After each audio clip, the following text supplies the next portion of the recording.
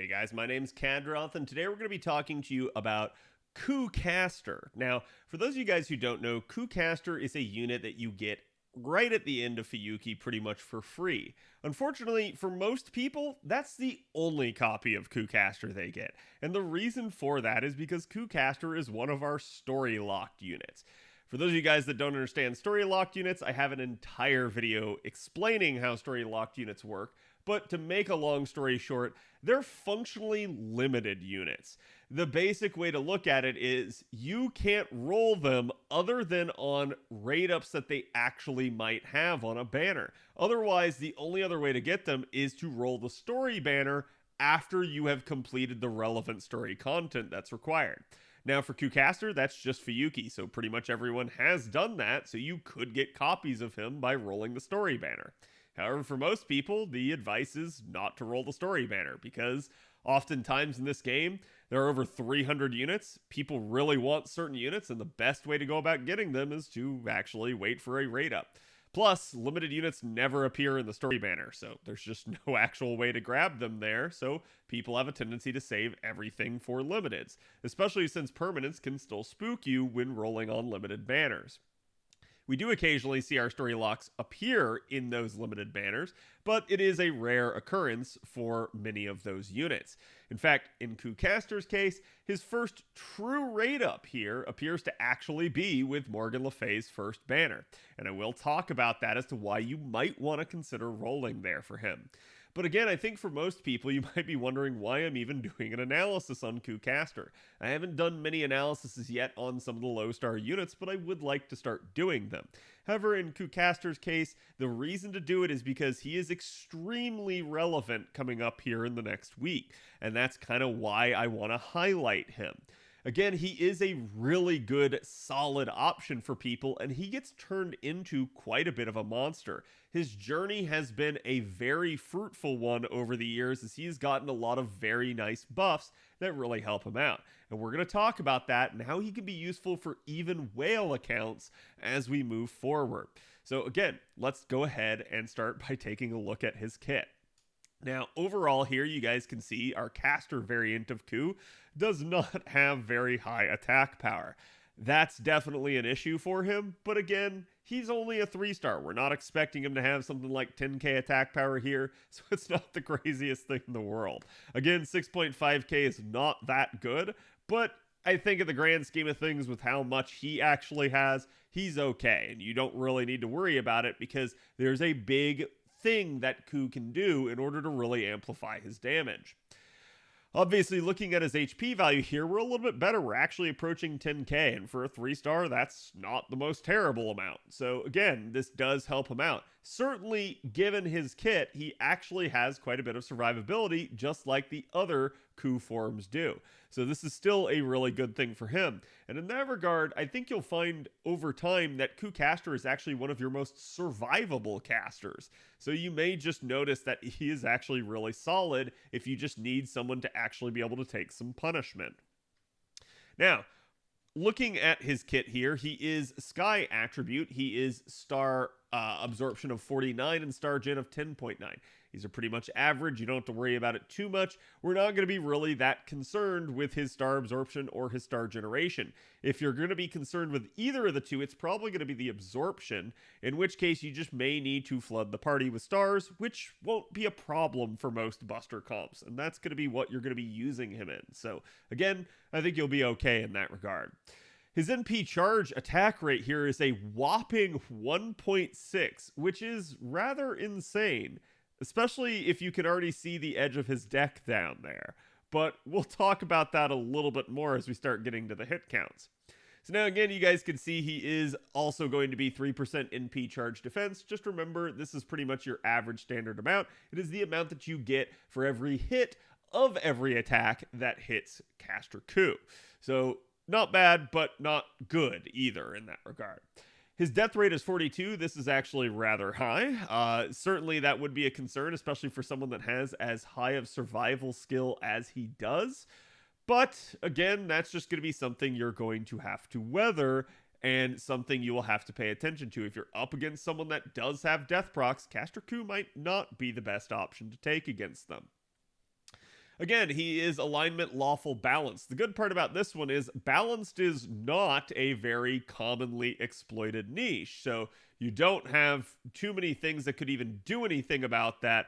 Really, this is more often than not seen as part of your weekly master missions rather than someone actually in any way, shape, or form impacting it. So I think instead you're going to see things that maybe would be anti-lawful, but even those are fairly rare as is, so you don't really have to worry about it. It's a very uncommon alignment, at least in terms of the enemy being able to exploit it. Now, he is male gendered. He's a Brynhilder's beloved unit.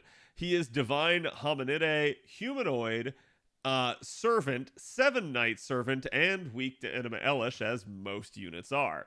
Now, again, though, here, while he does have a 1.6 MP charge attack, and that seems crazy given the fact that he has a triple arts deck here, the issue is he only has single hit cards. Welcome back to year one. Unfortunately, a lot of our year one units just have anemic hit counts because, well, the devs hadn't really figured out that high hit counts were that good. We do have a couple early on units like Gil that just basically run around there with still really high hit counts even by today's standards. And they were kind of the exception. I think maybe they had a rough idea that higher hit counts were better, but they really just made it quite lopsided in some of those units' favors. The vast majority of units only had 1 and 2 hit cards. So it's kind of hilarious to see that the average is 3 nowadays, and that these old units are basically the ones pulling down the average. Still, that is why you see him actually have a 1.6 NP gain rate. It's absurdly high, but it's because his arts cards, he has 3 of them and they're only 1 hit. So it does actually offset quite a bit there. Again, his quick card is only 2 hit, and he only has the single Buster card. So you will not be forming Buster chains with Caster Cu unless you mix someone else's card in. That is going to be the downside of Cu with regards to that, is he's not just going to be basically a gorilla deck type Buster caster for you. So you will have to utilize his arts cards. Thankfully, he does have such a high NP gain rate that at least the NP gain will be good from them. But still, as we look to the active skills here, you guys are going to see he originally started out with Rune Magic A. This was an increase to critical damage by 50% for 3 turns. Not a bad one. And an increase to debuff resistance for 3 turns of 50%. So all in all, a pretty good skill. The issue with this skill originally, though, was that, again, casters don't really have the ability to soak stars too well, nor do they have the ability to generate the stars too well. So giving a arts, well, sorry, not arts, but basically giving a triple arts deck and given a Buster NP and then giving that unit crit damage didn't really allow him to do too much. Not unless you could find a way to get the stars to him, let alone generate the stars for him, which tended to be, in the past, hard for a lot of caster comps. But this skill does get upgraded, and they end up adding something even more essential. They don't really address the crit star issue. Instead, they address his NP charge. That is to say, I think they looked at Caster Cu, saw that his damage was rather anemic back in the day, and said, you know what? He kinda does need a little bit more. He needs to level the playing field, so why don't we give him charge? And that's going to help him perform well against some of his other low-star caster compatriots. And again, this does help him. It is actually a really, really nice skill, and it's all on a 5-turn cooldown. So if we're thinking ahead and we're thinking about the Koyanskaya system, that means we can pop this skill on back-to-back turns, which can be really nice. But in the majority of circumstances, you don't need to, and I'll actually walk you through how I normally handle Caster Cu's charge in a minute. But again, as we get to his second skill here, you guys can see he still retains protection from arrows. That's really nice. That's just like some of his other forms, and he gets a 3-attack unexpiring evasion. What do I mean by unexpiring? I mean, there is no turn limit to these 3 dodges that he gets. This does mean that it's unique, and if you try to pop protection from arrows again on top of itself, let's say he hadn't been attacked 3 times within the 5-turn duration of you getting the skill, maybe you end up in a scenario where it's ready again and you're able to pop it again. Well, if you pop it again and the first one hasn't fully expired all of its charges, you won't get it. It's unique. That's the issue with it. The upside here, though, is that because it doesn't expire, you can just wait it out and basically always have the next one ready, assuming he doesn't get attacked 3 times in quick succession. So again, it is a really, really nice and useful survival skill. And even if he does get hit, he still has an increase to his own defense by 18%. So this makes Caster Cu rather tanky. It's a really, really nice aspect to him and something that I think is just fairly solid about him. And again, even more crazy, this is also on a 5-turn cooldown, which is really low for a dodge skill, let alone one that actually dodges multiple times. So I'm actually surprised that they, even as far back as the origin of the game, made the cooldowns this way. Then we get to his third skill here. And his third skill is a really, really interesting one. It's been talked about quite a lot about people because it gets an upgrade coming up soon. Now, again, this starts out as disengage. It's just going to remove his own debuffs and recover his own HP. So it's a self-cleanse of any ailment or negative status effect that could be impacting him, which is strong in its own right. And then it's also going to give him a slight heal there of 1500, which just further makes him tankier. He literally has dodge, defense, and cleanse as well as healing in his kit. That is solid in its own right just for survival purposes. But again, as you can see, he doesn't really have a steroid in his kit. He doesn't really have any way of actually increasing his damage as of yet. But then they come along and they actually end up buffing the skill. And you guys can see here, what this skill changes into is insane. This is going to not only remove his own debuffs and heal him, it's also now going to increase his own attack by 30%. So that right there is a 30% damage increase with a buff that they gave him. Out of nowhere. That has happened with other units before, but this is rare. This is a huge increment to jump up by, and it is really, really solid for him. And it's 3-turn duration to it, that. It's also going to grant himself a sacrifice ability that has a delayed buff for 1 turn. Now, what this does is it basically gives a guts on activate buff 1 time after 1 turn that basically, when the guts is activated, will charge his gauge by 80%. That is a crazy effect to have on the back end of a gut. So really, really nice there basically to end up by allowing him to have 110% charge in his kit. But it doesn't stop there. It's even more insane than that. And why is because this skill is a trap. It literally will sacrifice Cu after that turn. So when you press the skill, it will kill him at the end of the turn. But it doesn't kill him because he has a guts from the skill. So the way it ends up working out is it just sacrifices him, drains all of his HP, and then pops him up from the guts and charges him 80% for the next turn.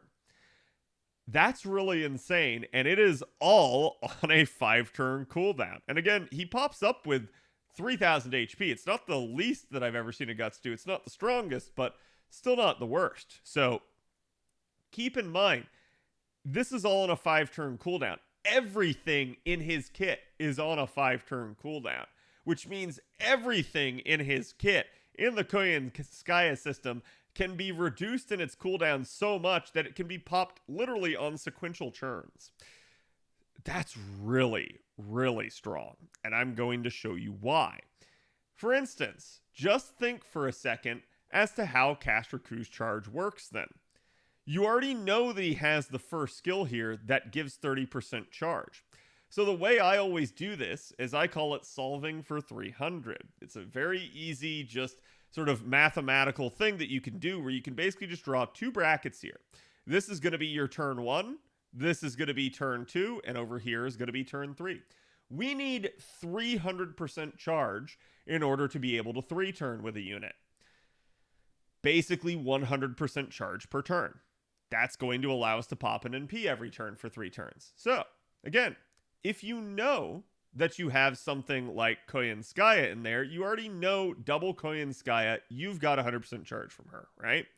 So how is his charge going to work out? Well, basically, Caster Cu has his 30% charge there for turn 1. We also know that Caster Ku can pop that third skill that gives a delayed activation that gives 80% charge. So we're going to also pop that on turn 1. And that means turn 2, you get 80% charge for that next NP right there from that. If that already doesn't seem strong to you, just wait. So now we've got the Koyanskayas to worry about. Well, for instance, what if we just took one of the Koyanskayas and used their charge skill? That would get you 80% charge on turn 1. That's also reducing the cooldowns twice. So both those two skills that you had right there on 5-turn cooldowns are now, even though you already popped them, down to 3 turns. When you go to turn 2, they're now down to 2 turns, which means on turn 2, we can use the other Koyanskaya's charge to get them back again. What does that mean? That means we can activate the delayed 80% charge buff again, which means we get it again on turn 3. Starting to seem OP yet? You also, if you've been paying attention, got his first skill back, which is also 30% charge. You now have 110% charge here on turn 3. You're good. That NP is solid. You have 80% on turn 1 and 130% here on turn 2. You're over 100. That one's solid. So all you're missing here is 20% charge on turn 1. Well, there's multiple ways you can get that. You could get that from the Mage Association Mystic Code.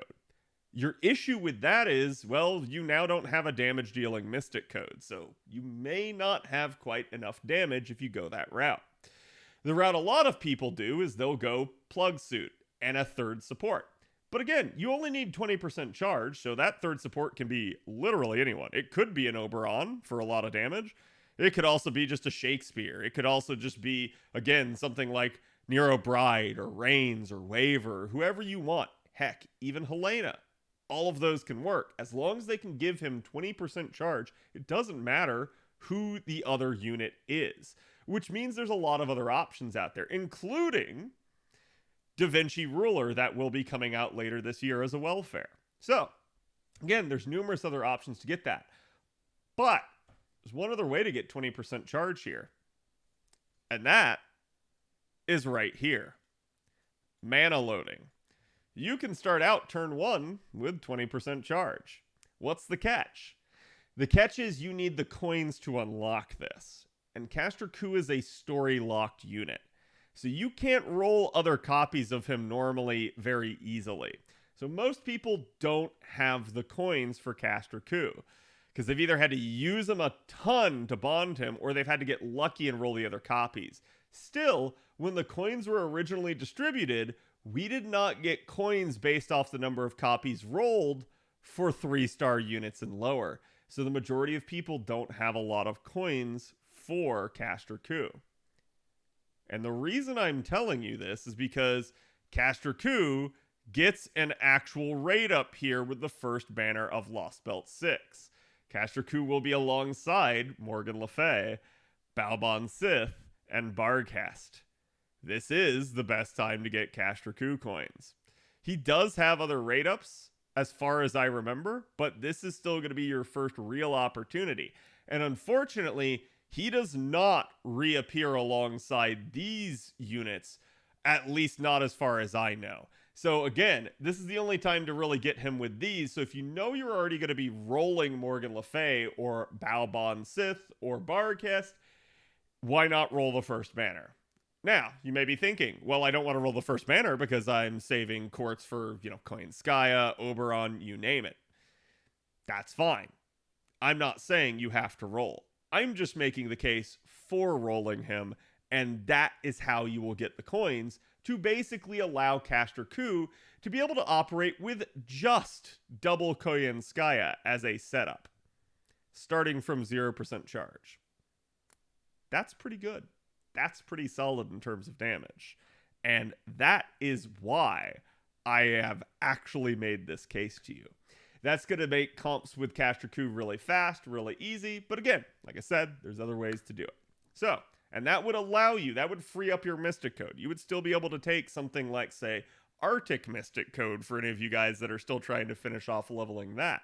you maybe want to pay attention to that just for that purpose. But again, you don't have to use Caster Coup. There are numerous other options for casters, but it's still a really nice thing for him. So yes, by all means, as far as the pen skills go, mana loading is king for Caster Coup as far as I'm concerned. You could certainly use his extra attack finesse if you're trying to use him more in challenge aspects and his survivability of his kit. But again, I still think mana loading is going to be the way to go, and I will explain that in a minute. Again, his third skill here is anti-foreigner attack damage aptitude. Not that good, honestly. I'm just going to say that this is a rather weird one to give him. He doesn't really have anything that he does especially well against foreigners, so given the fact that it's so hard to get coins for Caster Coup, to me, this is just not worth it. I would tell you to go mana loading, then the extra attack, or again, even consider using the coins for grailing before ever touching this append.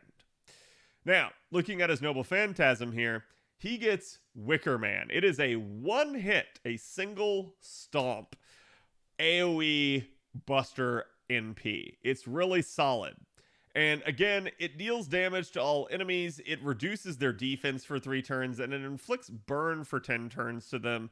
Again, though, this is all after damage down here. It's only the 10%, only the 300 burn, and the reason the burn is so low is because of that 10-turn duration. So it doesn't look that strong to begin with, and realistically, it wasn't for a long time. But then he gets an NP interlude, and this is already out on an A, so you're good in that regard. This increases his own Buster performance by 20% for 3 turns, activating first. So it's yet another nice just bump up in damage for Caster Coup. 3-turn duration as well, which just means he gets stronger as he repeatedly NPs, something that I've already demonstrated to you can be done. So really, really strong for him in that regard. Sadly, they did not touch the overcharge at all, but still, it is a solid upgrade for Caster Coup. Now, you may be wondering, where is Caster Coup's damage in all of this? How does that pan out for him? And what I'm going to show you here is that if you come into the NP damage list, Caster Coup appears to be very far down the list. In fact, he just barely is on the front page here, as we could call it. That is to say, he's so far removed from the top damage dealer as far as AoEs go, because this is filtered just to AoE. This doesn't include the single targets. So as far as AoEs go, he's so far down the list that he barely still makes it to the front page. But that doesn't mean he's bad. And the reason why I'm going to explain here in a second. You guys just need to understand again that this NP damage list can be a little confusing because it's only showing self buffs. It's only showing neutral damage. It's not showing effective damage. It's not showing buffs from other sources like support units and stuff like that. So that's the thing to always keep in mind with this stuff. Because the devil is in the details with Cu Caster here. Just so you guys can see, again, let's take, for instance, Sieg right next to him. With a unit like Sieg, we know Sieg's a welfare, so odds are if you have him, you have NP5 of him. So we would be sitting there looking at 24.9k. With a unit like Cu Caster, we can only guarantee that you have one of him. So you're looking at 14.8k. That is not that strong. But if you do end up rolling Morgan Le Fay's banner, or any other banner that he may or may not be on, you might find yourself in possession of multiple NP copies of him. And then his damage does get a little bit better, rounding out up here at NP5 at 22.2k, which again, wouldn't be the world's worst thing on this list. It would basically put him third. Granted, again, that's still factoring out welfares like Sieg, and it's certainly not considering other scalability options like the supports and craft essences, as well as mystic codes. So now that brings us to another question. If his damage doesn't appear to be that good down here, what then is the big reason that I'm making such a big deal about Cu Caster? Well, he's one of our only Buster units that operates from 0. That is to say, a lot has been said about the Buster system and how Oberon and Koyanskaya are going to revolutionize that system, how they're going to really let Buster units pop off. But most of those Buster units cannot operate from anything less than 50% starting charge. There are very few Buster units who can, and each one that can is exceptional. Cu Caster is one of them. And because he's able to start from 0 like we already demonstrated, That then means we get to use something like Black Grail. Now, some of you guys may be sitting here and going, well, Cad, I'm free to play, or I haven't been playing that long. I don't have even a single copy of Black Grail. Hearken. You have some hope. For starters, there is a guaranteed SSR Craft Essence ticket that gets released next year. It will allow you to choose one Craft Essence. You can choose K-Scope. You can also choose Black Grail. Those are the two best choices on there by far, but there are other options that are maybe worth considering depending on your circumstances. Now, even with regards to that, again, Black Grail is basically just our most damage dealing Craft Essence in the game. And there's a couple reasons for that. One, at MLB, it enhances the NP damage by 80%. That is strong in and of its own right. Two, it scales to 2400 attack, which is more than most other Craft Essences in the game. There are very few that ever scale this high, and Black Grail is one of them. That attack power does matter and does impact damage quite significantly. So again, I do recommend leveling this Craft Essence, even if you don't have all copies of it to MLB it. Even just leveling it to 20 can make a significant increase in the attack power that it can provide. Now, the other aspect to this, and this one is a little bit more conditional, is that Black Grail as a Craft Essence, as a source of NP damage, can be multiplied by Oberon's third skill. So again, being able to touch Black Grail is often a sign of insane damage scalability. Any unit that can start and operate from 0 all of a sudden gets a massive increase in their damage production. That's why I'm mentioning Caster Cu. Caster Cu is a 3-star that can touch Black Grail, and his damage can rival and exceed 5-star damage capability if you have the right setups. So again, he can actually be a decent budgetary option for you, but you will have to roll to get him. That is the sad part about him. Still, he can definitely pop off for you by being able to touch this. But there are other options if you don't have access to Black Grail. Number one is Heaven's Feel. It's a slightly more common 5-star that most of you will probably have either a copy or perhaps you're lucky enough to even have an MLB. That is still a nice amount of NP damage added, and it is still an all attack scaling Craft Essence that may be worth your attention to actually level up. Again, there's another 4-star variant of this that is Angel's Song, and this one can be MLB'd to 30% extra NP damage and is still all attack scaling, so it can still be another solid option for you. There is also a 3-star variant. I'm not going to bother to talk about it too much. It's the one with the dragon on it. But again, it is a really solid thing to do for Cu because, like I said, if you're using Oberon with him, you're just going to get extra scalability. And pretty much if you're going to be using Cu, you're going to be wanting to enhance his NP because that's where a lot of his power is going to come from. That is where he really will be able to operate for you as a farmer. And again, you don't have to use these Craft Essences. If you don't have these Craft Essences, you can certainly go with other Craft Essences that maybe boost Buster performance or NP damage. It does not matter. Just understand that with Cu, you don't need charge. That's the hilarious part. Charge doesn't really do much for him because he already has so much in his kit. He has 110%, and that's without Koyanskaya. With Koyanskaya, you can double that amount. So he actually can basically provide 220% charge under his own power, which is just insane in that regard. So again, he's one of the most scalable units in the game in terms of charge, and that's why he doesn't need more. Instead, what you need to do for Cu is provide him with damage. So again, let me know what you guys think about Caster Cu and whether or not you'll be rolling that first Morgan Le Fay banner. Also, don't forget, I will be rolling the first Morgan Le Fay banner, so I'll be streaming that live here on Twitch on Tuesday. Morgan Le Fay is one of the saber faces. I collect all saber faces and I roll them all to NP5.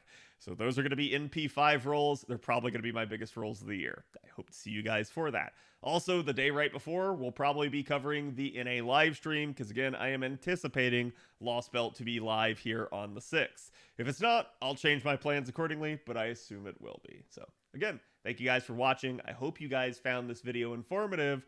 and I will be sure to see you for the next one.